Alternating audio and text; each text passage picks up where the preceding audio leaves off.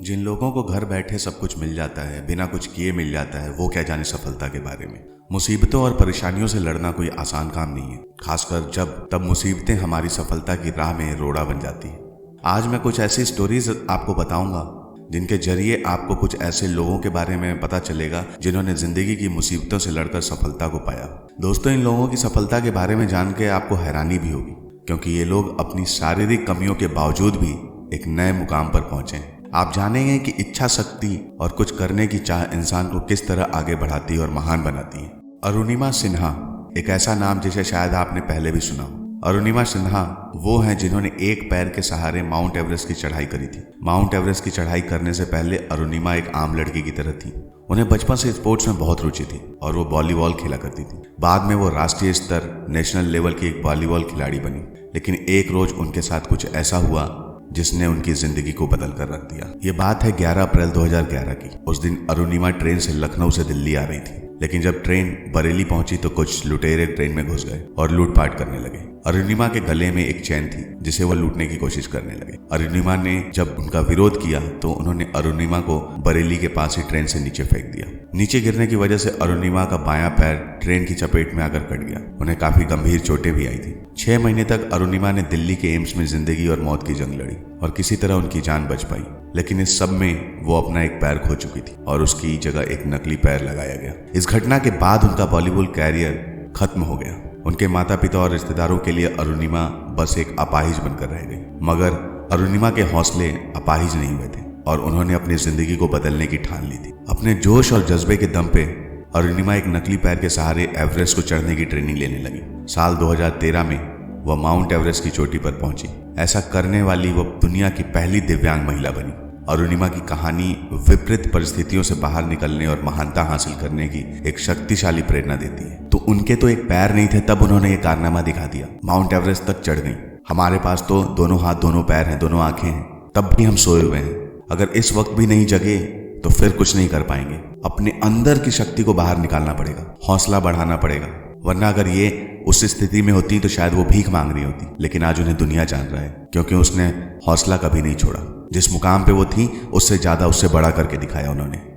निक वुजासिक एक प्रसिद्ध अमेरिकी लेखक और मोटिवेशनल स्पीकर है। निक वुजासिक जब पैदा हुए तो उन्हें गंभीर बीमारी हो गई, जिसकी वजह से उनके हाथ और पैर का पूर्ण विकास नहीं हो पाया था। उनका जन्म छोटे छोटे हाथ पैर के साथ हुआ, जिसकी वजह से निक को बचपन में ही काफी परेशानियां झेलनी पड़ी। बहुत कठिनाइयों से उनके माता पिता उन्हें बड़ा किया। जिस स्कूल में निक जाते थे वहां भी बच्चे उनके शरीर का मजाक उड़ाया करते थे, जिसकी वजह से 10 साल की उम्र में उन्होंने आत्महत्या करने की भी कोशिश करी। लेकिन उनकी मां ने उन्हें बचा लिया और जिंदगी से लड़ने की हिम्मत दी। निक ने अपने अधूरे शरीर को कभी भी अपनी कमजोरी नहीं माना। उन्हें अपने पैरों के सहारा लिखना सीखा, दूसरे लोगों की तरह स्विमिंग और फिशिंग करना भी सीखा। उन्होंने खुद को इस काबिल बनाया कि वो एक नॉर्मल इंसान की तरह सब काम कर सके। उन्होंने हार मानने की बजाय अपनी कहानी से दूसरों को प्रेरित करने के लिए चर्च में और छोटे स्कूल में, कॉलेजेस में स्पीच देना शुरू किया। धीरे धीरे लोग उनकी कहानी से प्रेरित होने लगे, जैसे आज आप होंगे। अपनी काबिलियत और जज्बे के दम पर आज वो एक सफल मोटिवेशनल स्पीकर और राइटर हैं। उनकी सबसे powerful motivational book life without limits है, जो उन्होंने 2007 में पब्लिश करी थी। उनकी बुक्स को 26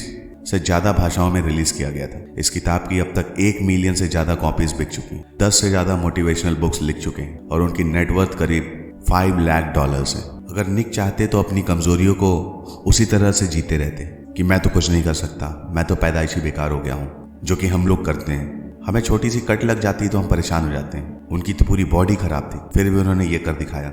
आप ये सोचो कि आपके पास क्या है, आप ये मत सोचो कि दूसरे के पास क्या है। कोई बहुत अमीर है, कोई बहुत अमीर है, सब कुछ सुख सुविधाएं हैं, लेकिन आपके पास भी वो है, आपके पास भी वो जज्बा है, आप कर सकते हो, बस करना नहीं चाह रहे हो। जिस दिन आपने ठान लिया कि मैं करके दिखाऊंगा, तो आप शायद इनसे भी आगे निकल जाओगे। मलाला यूसुफजई का जन्म 12 जुलाई 1997 को पाकिस्तान में हुआ था और वो पाकिस्तान की स्वात घाटी में पली बड़ी। उस वक्त स्वात घाटी में तालिबानी आतंकियों का राज था और उन्होंने वहां लड़कियों के स्कूल जाने पर प्रतिबंध लगा दिया था। मलाला एक ऐसी लड़की थी जो समान अधिकार पर विश्वास रखती थी और उनका मानना था कि शिक्षा पाने का हक हर किसी को है। तालिबान के इस प्रतिबंध के बाद मलाला ने शिक्षा के अधिकार पर बोलना शुरू कर दिया। धीरे धीरे उनके भाषण और बयान पाकिस्तान की लोकल न्यूज में आने लगे। साथ ही BBC उर्दू के साथ मिलकर मलाला ने स्वात घाटी में हो रहे तालिबानी अत्याचारों के बारे में ब्लॉग लिखना शुरू कर दिया, जिसकी वजह से स्वात घाटी में पाकिस्तान की सेना और तालिबानी आतंकियों के बीच लड़ाई हो गई और पाकिस्तान की सेना ने स्वात घाटी पर कब्जा कर लिया। इसके बाद मलाला आतंकवादियों की नजर में आ गई और वो मलाला और उनके परिवार को रेडियो के जरिए जान से मारने की धमकी देने लगे। मलाला इस सब के बाद भी डरी नहीं और उन्होंने महिलाओं के अधिकार के लिए तालिबान के खिलाफ लड़ना जारी रखा। लेकिन साल 2012 में जब मलाला स्कूल बस से घर के लिए निकलने ही वाली थी तो उनकी बस के अंदर अचानक एक आतंकवादी घुस आया और उसने मलाला पर हमला कर दिया। इस हमले में एक गोली मलाला के सिर बाएं हिस्से को छूते हुए उनके कंधे में घुस गई। कई घंटों के सफल ऑपरेशन के बाद उस गोली को मलाला के शरीर से निकाला गया, लेकिन मलाला कोमा में चली गई। इसके बाद उन्हें इंग्लैंड लाया गया और 17 अक्टूबर 2012 को कोमा से बाहर गई। लेकिन उस वक्त उनके सुनने की शक्ति खत्म हो गई थी, जिसके लिए अगले 5 सालों तक उनका इलाज चला और वो पूरी तरह ठीक हो गई। मलाला की निडरता, साहस और जज्बे को पूरी दुनिया ने सराहा और उन्हें सपोर्ट किया। 10 अक्टूबर 2014 को मलाला को शांति का नोबेल पुरस्कार दिया गया। मलाला नोबेल प्राइज जीतने वाली सबसे कम उम्र की पहली महिला भी थी। उन पर कई सारी किताबें भी लिखी गई, जिसमें सबसे ज्यादा फेमस बुक है आई एम मलाला।